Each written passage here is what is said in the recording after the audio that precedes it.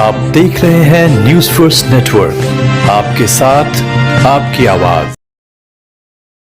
की टीम है ये 5 नंबर पर। हम इस वक्त मौजूद हैं होली मदर स्कूल पर और यहाँ पर हमारे साथ मौजूद हैं रफ़ीक सर, जो कि पेशे से एक टीचर हैं, प्रिंसिपल हैं, स्कूल चलाते हैं। लेकिन उन्होंने पूरी साल की जो बच्चे हैं उनकी फ़ीस माफ़ करी है और उसके साथ साथ लोगों को राशन खाना मुहैया कराया है। और साथ में उन्होंने अगर किसी को भी दवाई की ज़रूरत है उसको भी उन्होंने, या किसी को ऑक्सीजन सिलेंडर है, इस तरीके से किया है लोगों को अपने। और जो उनके पास बच्चे पढ़ते थे उनको राशन दिया और कंटिन्यूस अभी भी राशन बढ़ रहा है। मैं देख रहा हूँ काफ़ी बड़े लेवल पे उन्होंने ये काम कार्य कर रहे हैं। हमारे साथ मौजूद है रफ़ीक सर।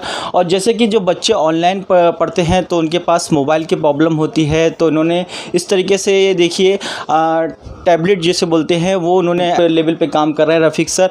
और एक सबसे बड़ी बात ये है कि जो स्कूल हैं वो फ़ीस मांग रहे हैं, लेकिन कभी भी रफ़ीक सर ने फ़ीस नहीं मांगी।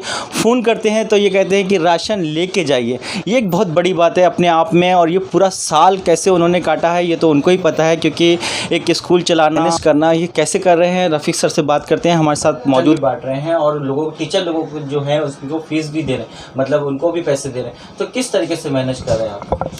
मेरा ऐसा मानना है कि एक स्कूल जो है वो परिवर्तन का प्लेटफॉर्म होता है। स्कूल में जब एक बच्चा आता है, किसी ने अगर पूछा कि भाई तालीम का सबसे बड़ा फ़र्ज़ क्या है, क्या करना चाहिए तालीम को, मेरे हिसाब से तालीम जो है वो आदमी को इंसान बनाने की प्रतिक्रिया है। अगर हम अच्छे इंसान नहीं बना पाए और हम ग्रेजुएट प्रोफेशनल्स बना दी तो कुछ फ़ायदा नहीं है।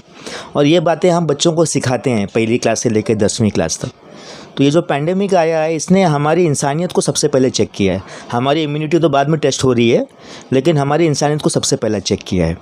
तो मुझे ऐसा लगा कि जब बच्चों का होमवर्क, उनकी तालीम, उनकी पढ़ाई, उनका अटेंडेंस, उनका ग्रोथ चेक करने की ज़िम्मेदारी मेरे पे है बतौर प्रिंसिपल, तो अगर मेरे उन बच्चों की प्लेट में खाना ही नहीं है, उनके माँ बाप को रोज़गार नहीं है, तो ऐसे हालात में इन बच्चों को आप किसके हवाले छोड़ सकते हैं? मतलब तो मैं मुंह नहीं फेर पाया उनकी तरफ से।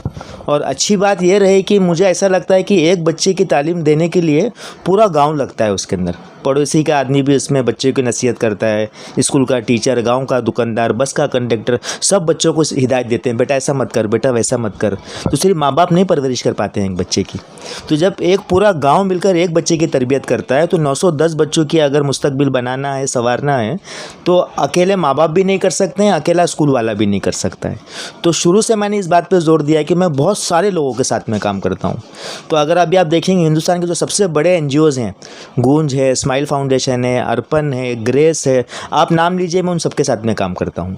सर एक प्लीज डोंट माइंड, आपसे एक सवाल पूछना है क्योंकि आपके पैर में भी थोड़ा शायद से जी। और आप, मैं तो कह सकते हैं कि आप फिर भी इतने बड़े लेवल पे काम कर रहे हैं, जी काम कर रहे हो, तो मतलब मुझे आपको देख के प्रेरणा मिलती है कि आप जैसी शख्सियत, मतलब आप इतना होने के बावजूद भी आप कैसे कर देते। चलिए ये आपने, और प्लीज माइंड मत करिए। नहीं बिल्कुल नहीं, बिल्कुल। और ये जो आप इस वक्त टैबलेट भी दे रहे हैं लोगों को, मतलब कि इसकी कीमत क्या है, कुछ बता सकते हैं? ये लगभग 9,500 का टैबलेट है ये। और हमारे स्कूल में 110 टैबलेट हैं जो 2 संस्थाओं ने हमें प्रोवाइड किया है कि ऐसे बच्चे जो पढ़ने में बहुत अच्छे हैं लेकिन घर पे मोबाइल नहीं है तो कैसे पढ़ेंगे वो।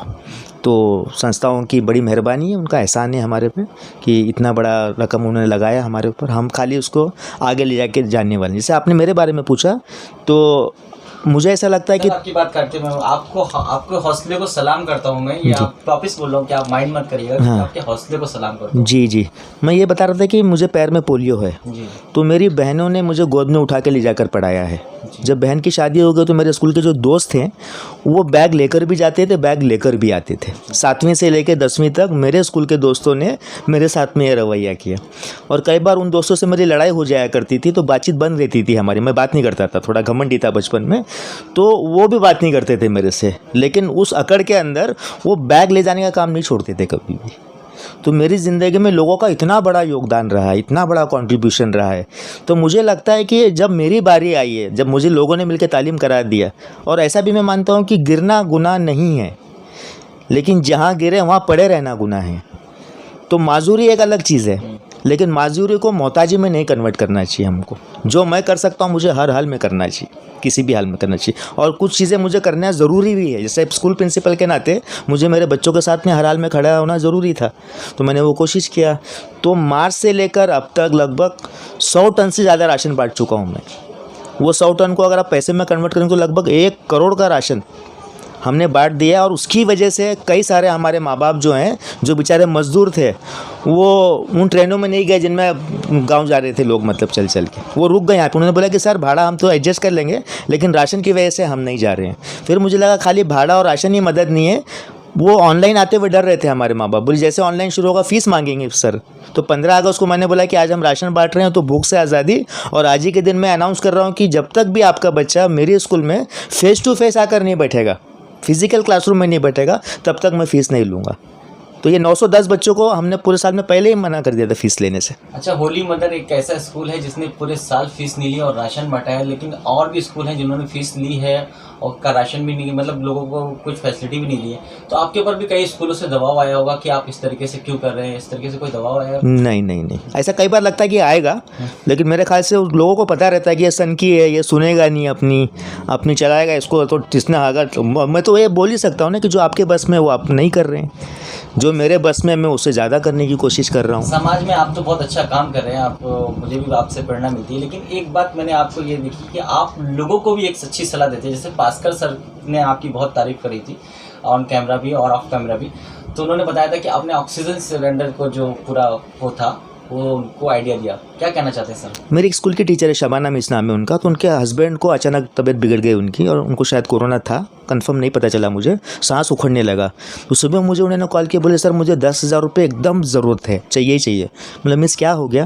बोले सर ऐसा ऐसा है, मेरे हस्बैंड की सांस उखड़ रही है, तो मुझे गैस का ऑक्सीजन का बाटला लेना, तो उसका जो डिपॉजिट है वो 5,000 रुपये है, ऊपर कुछ कनेक्टर लगता है 2-2.5 हज़ार रुपये का, और कुछ दवाई हैं, तो मुझे 9,000 चाहिए, आप मुझे दो कर्ज़ है।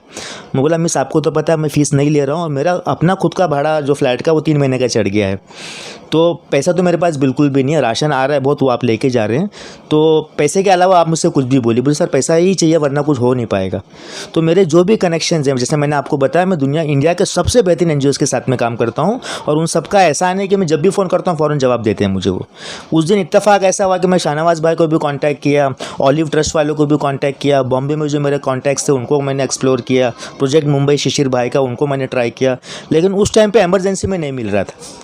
तो अचानक मुझे याद है कि एक बार मुझे पासकोल ज़बरदस्ती पकड़ के अपने ऑफिस में ले गया, अपनी वाइफ के बारे में बता रहा था कैसे कैसे ट्रीटमेंट किया। तो मैंने उस टाइम पे ध्यान दिया कि वहाँ एक व्हील चेयर भी रखा हुआ था और गैस के बाटले भी रखे हुए थे। तो मैंने कॉल किया उसको पूछने के लिए कि मतलब इसके पास स्पेयर होगा शायद, और बचपन का दोस्त है मेरा वो। तो उसने उठाया नहीं फ़ोन 2 बार में, फिर तीसरी बार उसका ही कॉल आया, तो मैंने बोला ऐसा ऐसा है। बोले भेज दे, कहाँ पे है? मैं लड़का जाके लगा के आ जाएगा उधर। मैं बोला यार तीसरे माले पे। बोला उन लोगों को नहीं आएगा लगाने के लिए, डॉक्टर पैसा लेगा, मैं 2 साल से अरेंज कर रहा हूँ तो मेरे को मालूम है, मैं लगा देता हूँ, बोल टेंशन मत लेने के लिए, और रात को भी खाली होएगा, 6 घंटा ही चलेगा ये।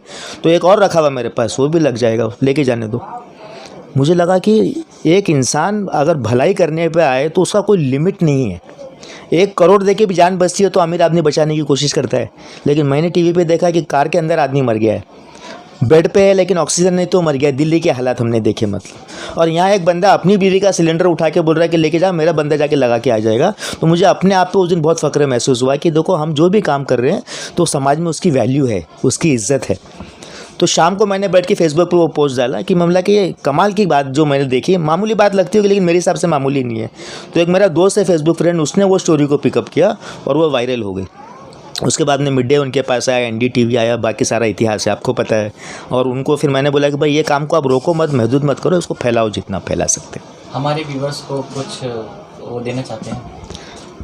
देखिए मेरा ऐसा मानना है कि ना, इंसान जो है वो, इंसानियत सबसे बड़ा धर्म है मेरे हिसाब से, उससे आगे पीछे कुछ भी नहीं है दुनिया के अंदर। और अपने घर के 40 घर इधर, 40 घर लेफ्ट में, 40 घर सामने, 40 घर पीछे, ये आपका पड़ोस है। इनके अंदर कोई भी कमी है, तकलीफ़ है, परेशानियाँ आपको मालूम पड़ जाए तो आप 3 तरीके से मदद कर सकते हैं। आपके पास पैसा है तो पैसे से मदद कर सकते हैं, आपका ज़रिया है तो ज़रिया पहुंचा सकते हैं, नहीं तो कम से कम गले में हाथ डाल के उसे हमदर्दी जता सकते हैं। और ये दौर में वो सब करना बहुत ज़रूरी है, हम सब लोग कर सकते हैं। रफ़ी हमारे साथ मौजूद थे रफ़ीक सर, जिन्होंने उनकी सारी बातें प्यारी लगी हमें, बहुत अच्छी अच्छी बातें करी उन्होंने, और वो कर भी रहे हैं, ग्राउंड पे भी काम कर रहे हैं, 1 साल से कंटिन्यू काम कर रहे हैं। और किसी को राशन चाहिए या फिर किसी को हर चीज़ की दवा मेडिसिन चाहिए, हर चीज़ की वो ज़रूरत पूरी कर रहे हैं। उनकी एक बात बहुत प्यारी लगी कि अगर आपका कि घर के 40 घर दाएं 40 बाएं 40 आगे 40 पीछे, अगर इनकी मदद कर सकते आप कैसे भी कर सकते हैं, किसी तरीके से भी कर सकते, ज़्यादा नहीं कर सकते तो लोगों से अच्छे से बात करें, उनके प्रॉब्लम सुने और उसका कुछ हल निकालें। मैं काशिफ जैदी, कैमरामैन इरफान के साथ आप देख रहे हैं न्यूज़ फर्स्ट।